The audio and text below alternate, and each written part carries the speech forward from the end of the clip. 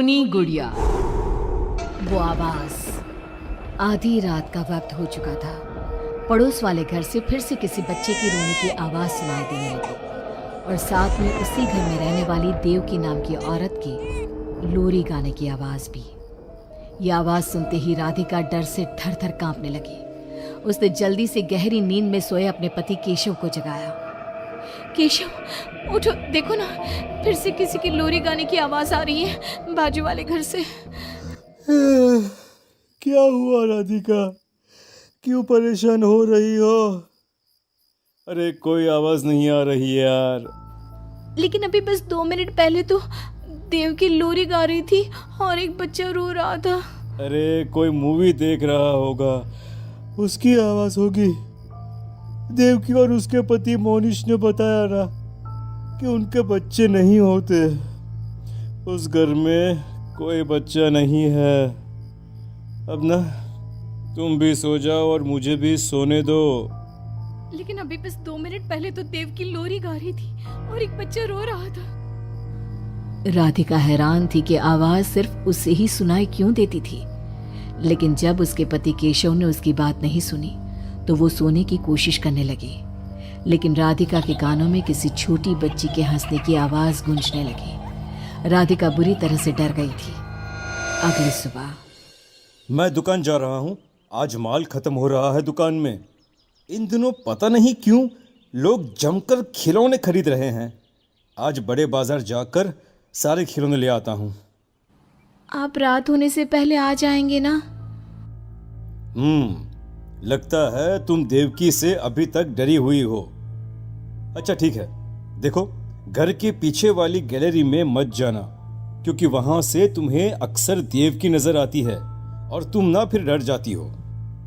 ठीक है केशव, मैं आज उधर जाऊंगी ही नहीं। जब भी उधर देखती हूँ कुछ डरावना ही नजर आता है। केशव दुकान चला जाता है। तभी अचानक राधिका को याद आता है कि घर की गैलरी में उसने कुछ कपड़े सुखाए थे। डरते हुए वो वहां जाती है। दूसरी तरफ देवकी की गैलरी नजर आती थी। राधिका जैसे ही कपड़े लेकर वापस आने को पलटती है, उसकी नजर सामने देवकी की गैलरी में पड़ी। वहां एक 4 साल की बच्ची खड़ी होकर उसे घूर रही थी। हे भगवान, ये कौन है? कौन है ये? मैं इससे पूछूं कि इसका नाम क्या है? हाँ, पूछ लेती हूँ, फिर केशव को बताऊंगी। वो मेरी बात पे भरोसा नहीं करते ना। बेटा, कौन हो तुम? हाँ, तुम्हारा नाम क्या है? गुड़िया। तभी अचानक वहां पर देवकी आती है और वो बच्ची गायब हो जाती है।